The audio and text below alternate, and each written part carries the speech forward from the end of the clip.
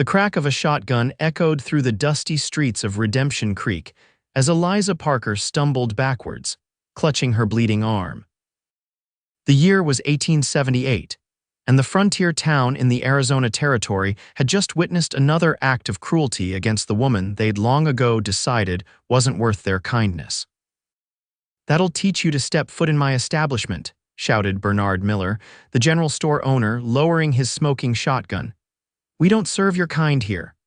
Blood seeped through Eliza's fingers as she steadied herself against a hitching post.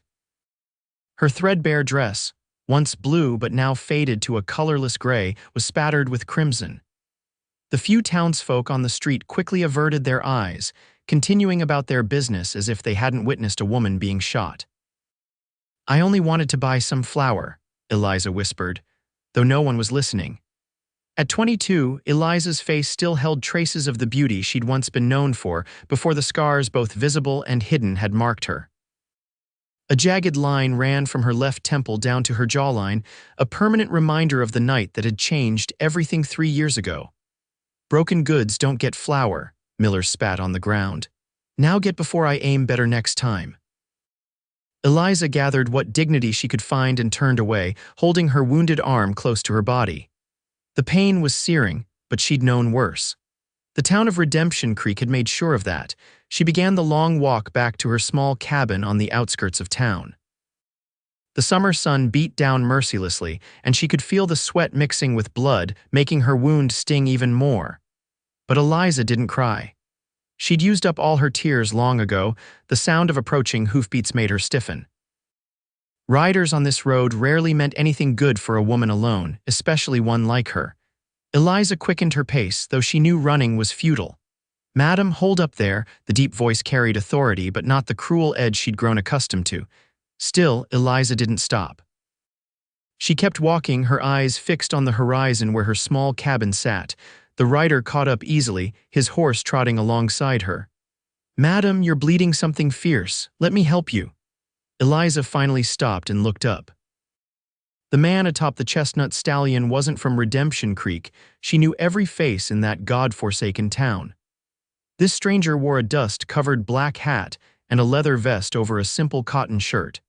His face was tanned from the sun, with kind eyes that seemed out of place in the harsh landscape.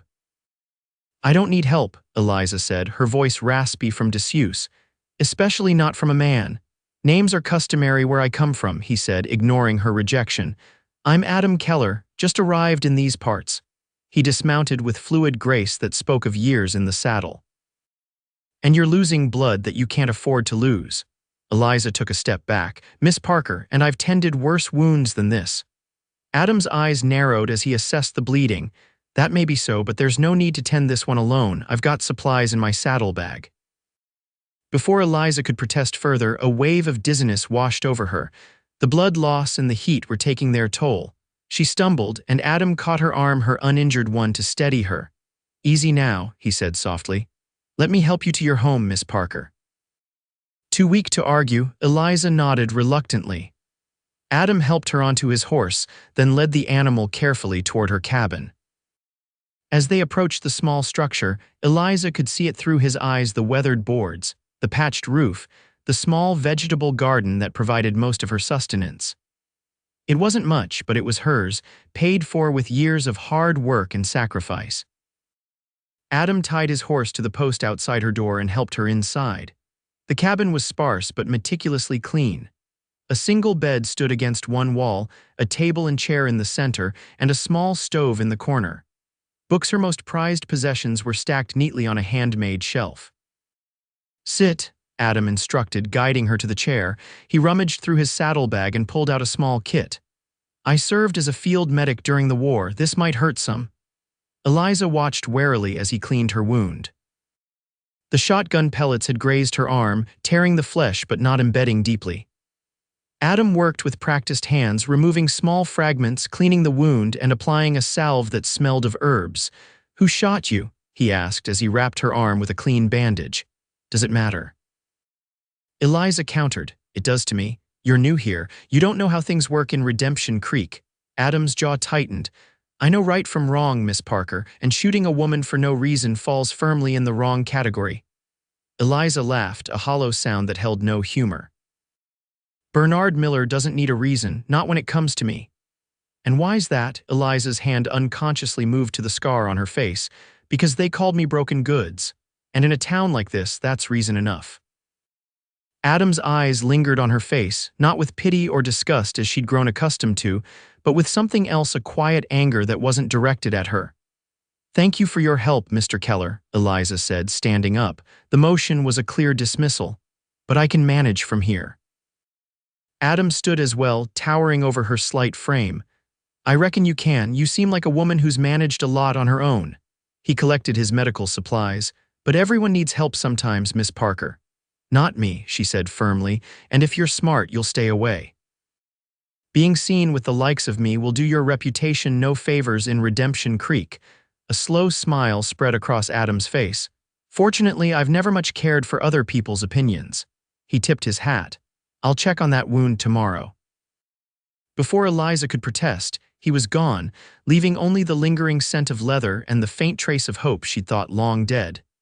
The next day, Eliza woke to the pain in her arm and the memory of kind eyes. She pushed both away as she went about her morning chores. The small garden needed tending, and she had mending work to complete for Mrs. Holloway, who lived outside town and was one of the few who would still hire her. By midday, the heat had become oppressive. Eliza was in her garden, harvesting what vegetables were ready, when the sound of approaching hooves made her straighten. Her hand instinctively went to the small knife she kept in her pocket. A woman alone couldn't be too careful. But it was Adam Keller who appeared, this time with supplies strapped to his saddle. "I told you not to come back," Eliza said, wiping the sweat from her brow with her good arm. "And I implied I might not listen," Adam replied, easily dismounting. He held up a sack. "Brought you that flour you were trying to buy and some other necessities." Eliza stared at him, dumbfounded. "You went to Miller's store." "I did." Adam's smile had a dangerous edge. "Mr. Miller and I had ourselves a conversation about his business practices. I don't think he'll be giving you trouble again." "What did you do?" Alarm colored Eliza's voice. "Nothing that'll land me in jail," Adam assured her. "Just made it clear that I don't appreciate how he treated you, and that my patronage, which could be substantial as I'm setting up a ranch nearby, depends on how he treats all his customers in the future." Eliza couldn't believe what she was hearing. "You risked your standing in town for me." "A woman you don't even know." Adam set the supplies on her porch. "How's the arm?" Eliza glanced down at her bandaged limb. "Better, thank you. Good. Now about that garden of yours. It looks like you could use some help with the heavier work while that arm heals." "Mr. Keller, Adam," he corrected. "Adam," Eliza conceded.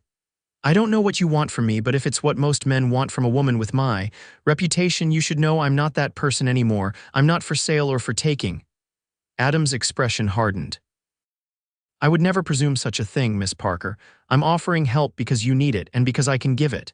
No strings attached." Eliza studied him, looking for the lie, for the hidden agenda that experience had taught her must be there, but she saw only sincerity in his weathered face. "Why?" she asked finally. "Why what? Why help me? This town has made it clear what they think I am, what I'm worth."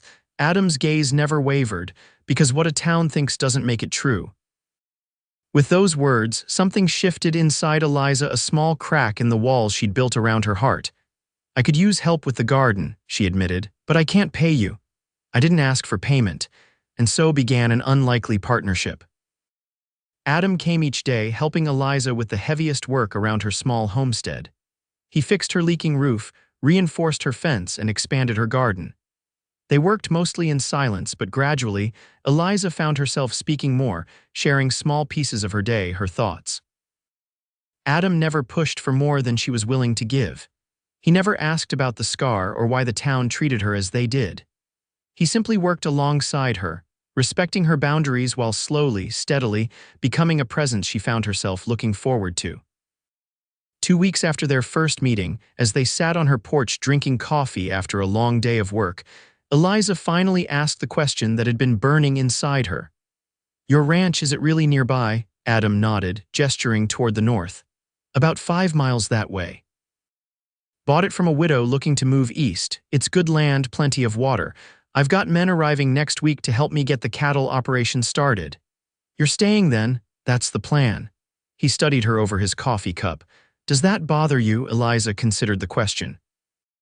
No, she said finally. It doesn't. A comfortable silence fell between them until Adam spoke again. I heard things in town yesterday about you. Eliza stiffened. I imagine you did. I don't put much stock in gossip, Eliza.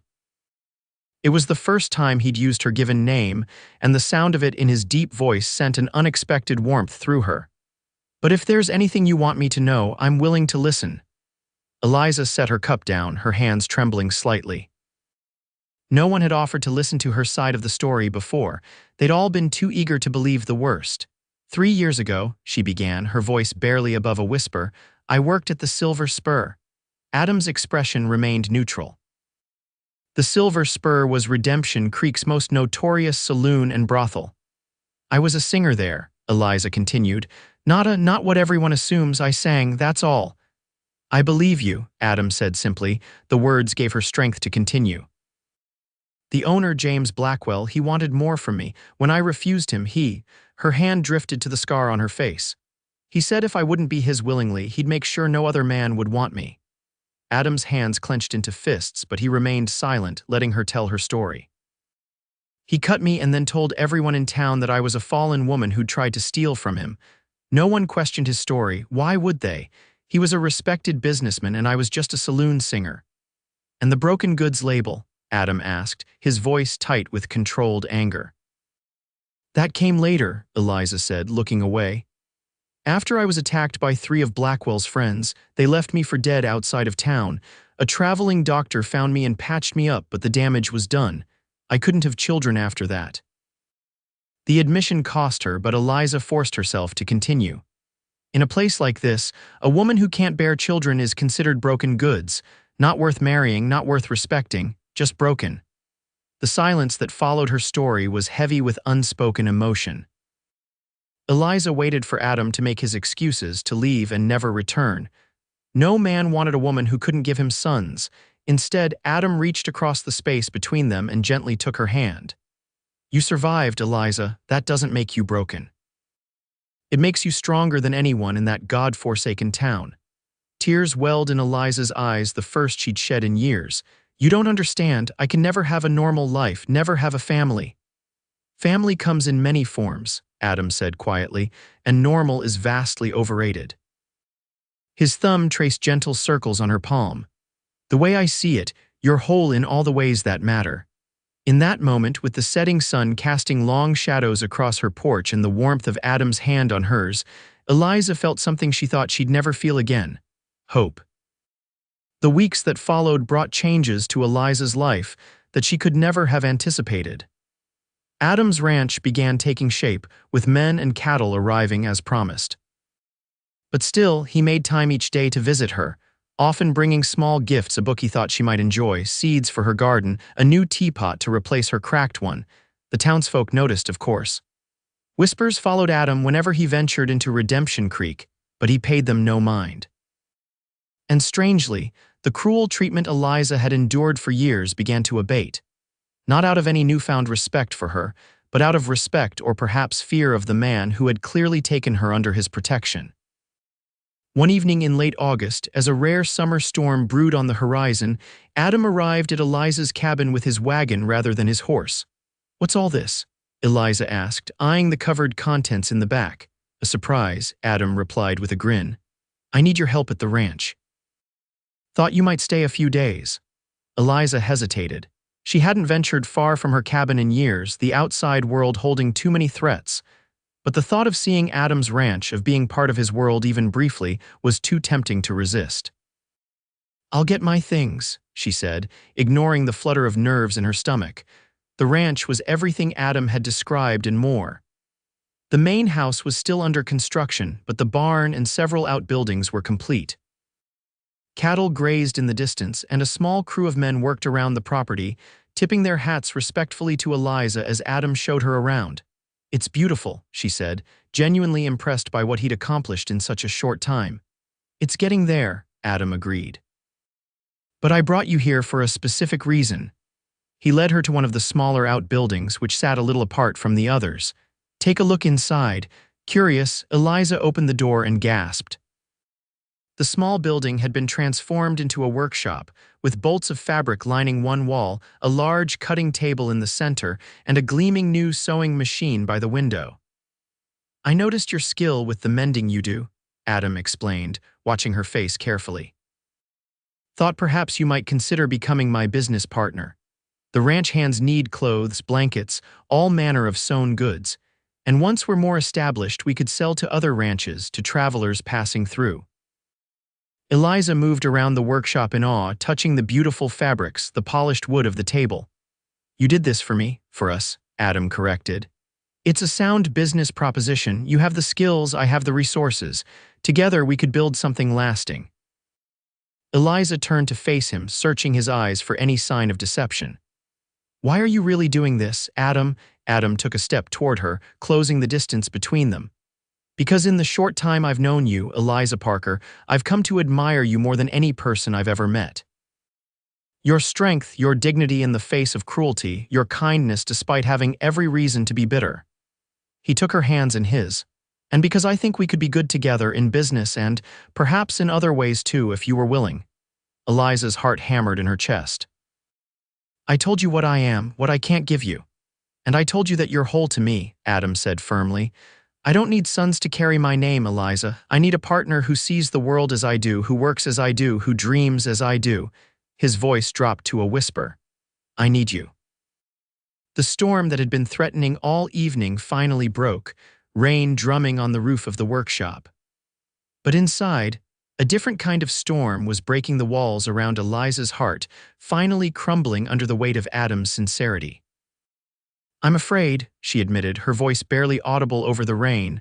"Of what? Of believing in this. Of believing in you only to lose everything again." Adam brought her hands to his lips, placing a gentle kiss on her knuckles. "Some things are worth the risk, Eliza, I think we are." In that moment, surrounded by the promise of a new beginning, Eliza made her choice. She leaned forward and pressed her lips to Adam's in a kiss that tasted of hope and possibility. The days that followed were filled with work and discovery. Eliza moved her few belongings to the ranch, taking up residence in a small cabin near the main house while she and Adam navigated their new relationship. The workshop became her domain, and soon she was not only mending for the ranch hands but creating new garments that Adam insisted were fine enough for any city shop. Their evenings were spent planning for the ranch, for the sewing business, for a future neither had dared imagine before. And at night, they discovered each other with gentle hands and whispered words, healing old wounds and creating new bonds that grew stronger with each passing day.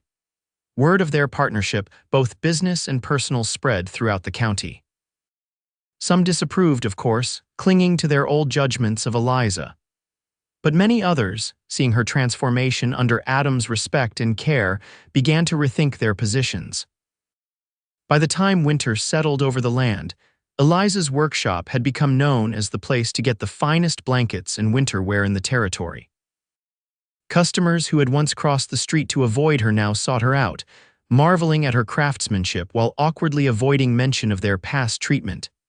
Eliza accepted their business with grace, neither dwelling on past hurts nor forgetting them entirely. She was building a new life, one stitch at a time, and the opinions of Redemption Creek no longer held the power to break her. On Christmas Eve, as snow fell softly outside, Adam led Eliza to the newly completed main house.